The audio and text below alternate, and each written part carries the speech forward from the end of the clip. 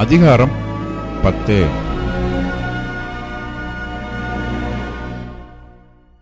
கர்த்தர் மோசேயை நோக்கி, சபையை கூடி வரவழைப்பதற்கும் பாளையங்களை பிரயாணப்படுத்துவதற்கும் உபயோகமாக 2 வெள்ளிப் பூரிகைகளை செய்து கொள்வாயாக. அவைகள் ஒரே வெள்ளித் தகட்டால் செய்யப்பட வேண்டும். அவைகளை ஊதும்போது சபையார் எல்லாரும் ஆசரிப்பு கூடார வாசலில் உன்னிடத்தில் கூடி வர வேண்டும். ஒன்றை மாத்திரம் ஊதினால் இஸ்ரவேலில் 1000 தலைவராகிய பிரபுக்கள் உன்னிடத்தில் கூடி வரக்கடவர்கள்.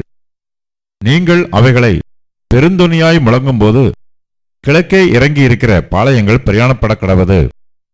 அவைகளை நீங்கள் 2ஆம் தரம் பெருந்தொனியாய் முழக்கும்போது தெற்கே இறங்கியிருக்கிற பாளையங்கள் பிரயாணப்பட கடவது.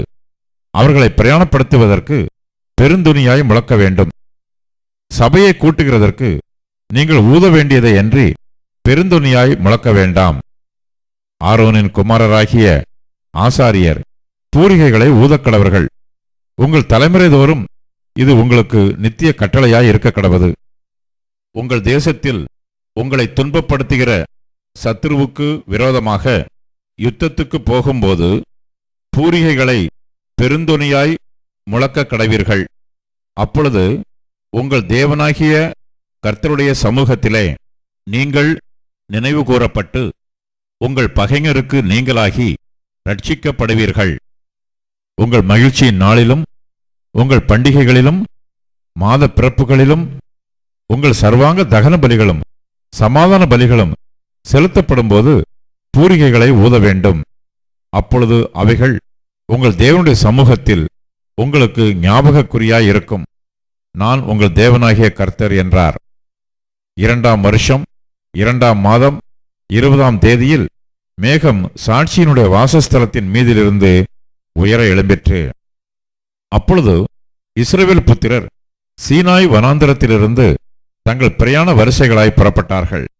மேகம் பாரான் வனாந்தரத்தில் தங்கிற்று. இப்படியே கர்த்தர் மோசேயை கொண்டு கட்டளையிட்டபடி முதல் பிரயாணம் பண்ணினார்கள். யூதா சந்ததியாருடைய பாளையத்தின் கொடி அவர்கள் சேனைகளோட முதல் புறப்பட்டது. அவனுடைய சேனைக்கு அம்மினதாபின் குமாரன் நகசோன் தலைவனாயிருந்தான். இசக்கார் சந்ததியாருடைய கோத்திரத்தின் சேனைக்கு சூவாரின் குமாரன் நெதனையேல் தலைவனாயிருந்தான். செபுலோன் சந்ததியாருடைய கோத்திரத்தின் சேனைக்கு ஏலோனின் குமாரன் எலியாப் தலைவனாயிருந்தான். அப்பொழுது வாசஸ்தலம் இறக்கி வைக்கப்பட்டது. அதை கெர்சோன் புத்திரரும் மெராரி புத்திரரும் சுமந்து கொண்டு புறப்பட்டார்கள். அதற்கு பின்பு ரூபன் சந்ததியாருடைய பாளையத்தின் கொடி அவர்கள் சேனைகளோட புறப்பட்டது. அவருடைய சேனைக்கு சேதேயூரின் குமாரன் எலிசூர் தலைவனாயிருந்தான். சிமியோன் சந்ததியாருடைய கோத்திரத்தின் சேனைக்கு ஷூரிஷதாயின் குமாரன் செலூமியேல் தலைவனாயிருந்தான். காத் சந்ததியாருடைய கோத்திரத்தின் சேனைக்கு தேகுவேலின் குமாரன் எலியாசாப் தலைவனாயிருந்தான். கோகாத்தியர் பரிசுத்தமானவைகளை சுமந்து கொண்டு புறப்பட்டார்கள். இவர்கள் வந்து சேரும் முன் மற்றவர்கள் வாசஸ்தலத்தை ஸ்தாபனம் பண்ணுவார்கள். அதற்கு பின்பு எப்ராயிம் சந்ததியாருடைய பாளையத்தின் கொடி அவர்கள் சேனைகளோட புறப்பட்டது. அவனுடைய சேனைக்கு அம்மியூதின் குமாரன் எலிஷாமா தலைவனாயிருந்தான். மனாசே சந்ததியாருடைய கோத்திரத்தின் சேனைக்கு பெதாசூரின் குமாரன் கமாலியேல் தலைவனாயிருந்தான். பென்யமின் சந்ததியாருடைய கோத்திரத்தின் சேனைக்கு கீதையோனின் குமாரன் அபிதான் தலைவனாயிருந்தான். அதற்கு பின்பு தான் சந்ததியாருடைய பாளையத்தின் கொடி சகல பாளையங்களுக்கும் பின்னாக அவர்கள் சேனைகளோட புறப்பட்டது. அவனுடைய சேனைக்கு அம்மிஷதாயின் குமாரன் அகியேசேர் தலைவனாயிருந்தான்.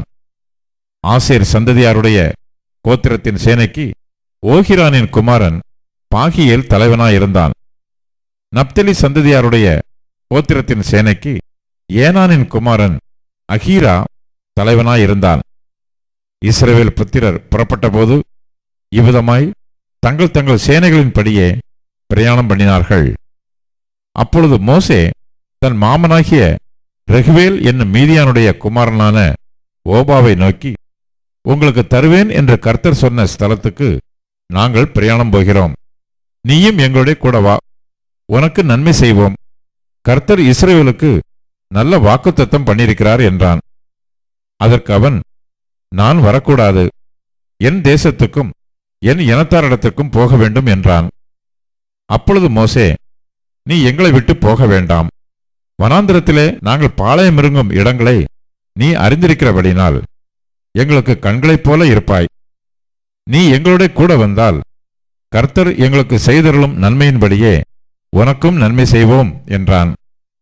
அவர்கள் கர்த்தருடைய பர்வதத்தை விட்டு 3 நாள் பிரயாணம் போனார்கள்.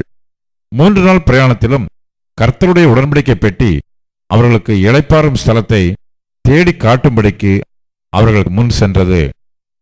அவர்கள் பாளையத்திலிருந்து பிரயாணம் போகிற போது கர்த்தருடைய மேகம் பகலில் அவர்கள் மேல் தங்கியிருந்தது.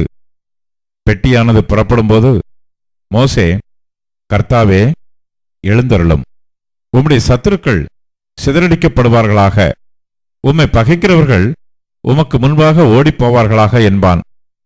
அது தங்கும்போது, கர்த்தாவே, அநேக ஆயிரவர்களாகிய இஸ்ரவேலரிடத்தில் திரும்புவீராக என்று சொல்லுவான்.